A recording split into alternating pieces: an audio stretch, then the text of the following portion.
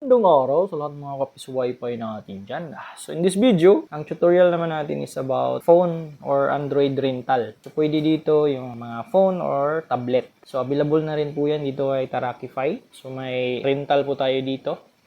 Once nasa admin account po kayo, by default naka-disable po siya. So i-enable lang natin. Okay, so once enable na po, so pwede na po tayo ditong mag-add ng device. By the way, yung mga standard license po natin is meron lang pong isang rental device na free, yung slot. So kung gusto nyo po ng mag-add ng another slot is pwede po kayong bumili sa ating website directly or sa ating mga gwapong distributor or resellers. And then may sarili pong time rate or coin rate yung ating rental bukod pa doon sa ating Wi-Fi rates. May dalawa din po tayong connection mode kung LAN. So i-connect natin siya sa Wi-Fi ng piso Wi-Fi mismo. Or di naman kaya sa WAN or sa upstream connection. Kung saan naka-connect yung piso Wi-Fi din. Okay, pero mas maganda is dito po sa LAN or sa Wi-Fi mismo ng piso Wi-Fi din para mas madali. And then pwede kang mag-select ng theme dito. Pwedeng light, dark, gamer, tiki. And then, dito sa baba, so Tarakify, pwede kayong mag-add dito kung anong mga business name nyo, subtitle, logo, background. Dito sa baba, mga bossing, so dito tayo mag-add ng device. Ang account ko na to or license ko na to is, bumili ako ng isang slot. So, meron akong dalawa. So, yung slot po natin is, pwedeng mabind kahit sa ang license. Pwede ring matransfer. So, for example, mag-add ako dito ng isa, device name, phone 1. Okay, then dito sa notes, pwede nating lagyan Samsung kung ano mang phone yung gagamitin nyo. And then add device lang mga bossing. At mapapansin nyo dito sa slot na gamit na natin yung isa, so isa na lang yung available. Okay, and then dito sa baba, lalabas to, register device. Then, ang kailangan natin dito is itong pair code kasi imamatch natin yan doon mamaya. And then, pwede rin ninyong i-edit yung name. For example, gusto nyong baguhin, save nyo lang. Yun lang po yung gagawin natin sa server. Ngayon, punta naman tayo sa mga kailangan natin para ma-establish tayo ng phone rental dito kay Tarakify. So, first is yung ating installer. Ito mga boss, so latest ang APK na kasama nito. So pwedeng ito lang yung i-download nyo. Kung ayaw nyo ng Wizard, gusto nyo mahirapan yung sarili nyo, pwede rin yung APK. Pero mas madali po itong Wizard. Portable app lang po siya pang Windows. And then phone, syempre. So kahit anong phone, basta Android, ang supported po natin is Android 11 pataas. Phone or tablet, pwede. So first, ang kailangan lang natin tandaan dito sa ating phone is dapat wala po siyang accounts. Pag pumunta kayo sa accounts, dito, ayan, manage account. 0 po siya.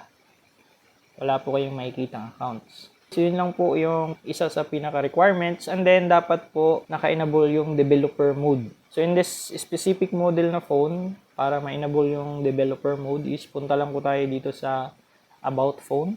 Hanapin lang natin itong software information. And then, dito po sa build number, pindutin lang natin to mga 7 times. Makikita nyo naman po yan. 1, 2, 3, 4, 5, 6, 7. Ayun, so developer mode has enabled. Yun lang po, ganun lang po ka-simple. Kailangan natin ng USB, connect natin to siya. Pwede ring Wi-Fi, pero mas mabilis to. Connect mo to sa laptop or PC. So napakadali lang po nito mga bossing. Ayun, so once connected na po siya, wala na po kayong ibang gagawin sa phone mga boss. And then, balik tayo dito sa ating Windows. Kung na-download nyo na yung files, itong Wizard, open lang natin. Then, Win Unpack, and then itong Tarakify Rental Wizard. Double-click lang natin yan mga bossing. Paglalabas po yan, i-allow lang po natin. Allow, 2 beses. So, yan po yung itsura ng ating Wizard. By default, meron na po itong kasamang latest na APK. Pero kung for example, may bago po tayong update, so pwede po kayong pumili ng bagong APK. Pindutin nyo lang itong choose new APK. May dalawa tayong option, pwedeng wireless debugging or USB debugging.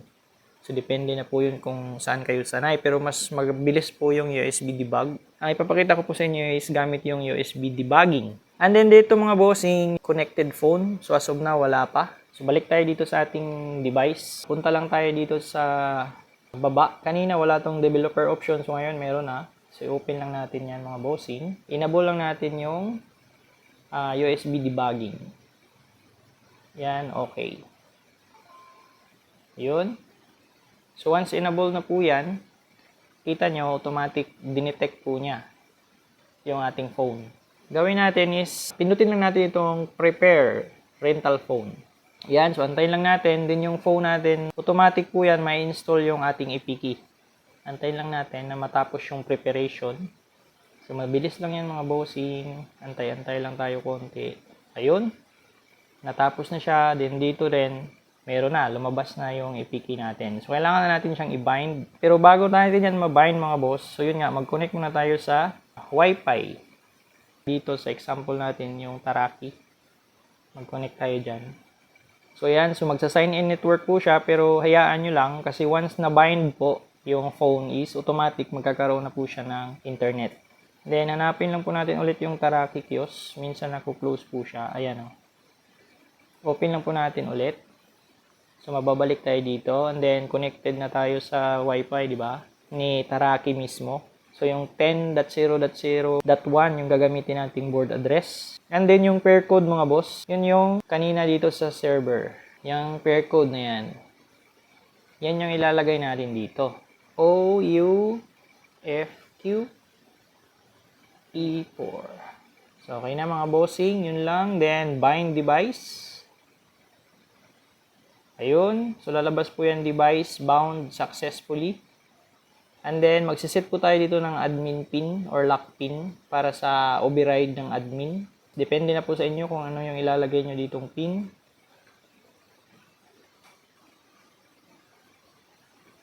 And then, save pin lang tayo mga boss. And then, after nun mga bossing, wala na. Diretso na tayo dito sa finish and lock.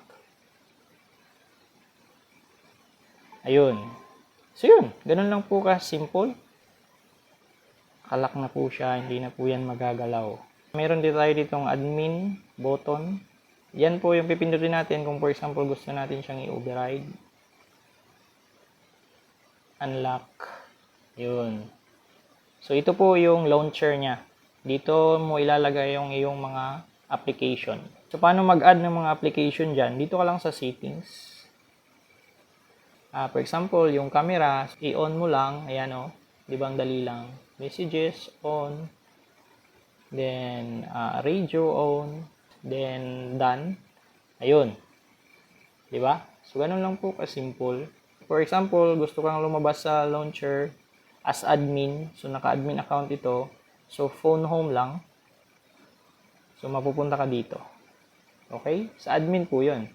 Kung gusto mo siyang i-lock ulit, yun, i-relock mo lang. Yan.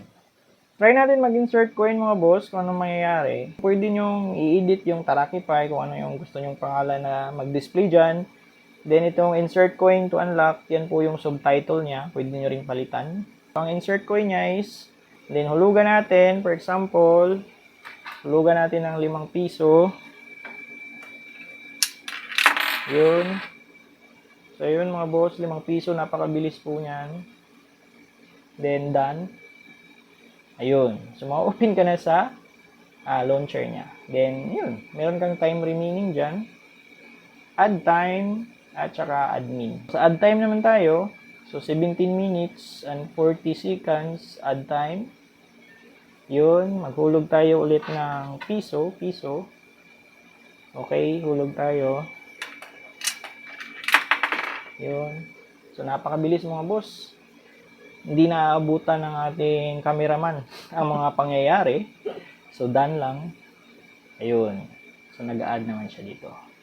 So, di ba? Ang dali lang mga bossing. Then, for example, yung phone na to, may 20 minutes pang natitira. Then, pinauwi ng nanay yung bata. Kasi hindi pa kumakain tanghalian, lagi lang naglalaro. So, pwede natin yang i-end session. So, punta lang tayo sa admin. Yan, and then lagay natin yung pin natin para ma-override. Ayun, so pwede mo siyang i-end session, cancel, or pwede kang pumunta sa settings. Kapag i-end session mo yan, mawawala automatic yung time. So, try natin. End session. Ayun, so malalock siya ulit. Ngayon naman mga boss, if for example, gusto nyo i-uninstall yung Tarakify APK, kasi for example, sira yung phone or kailangan i-service or anumang reason, so i-admin nyo lang, i-unlock nyo lang siya. Okay, and then unlock. And then, punta po kayo sa phone home. Then, make sure na yung developer option is naka-on. And then, yung debugging, USB debugging. Ayan. So, before mo yan i-on, saksak mo muna yung USB, syempre.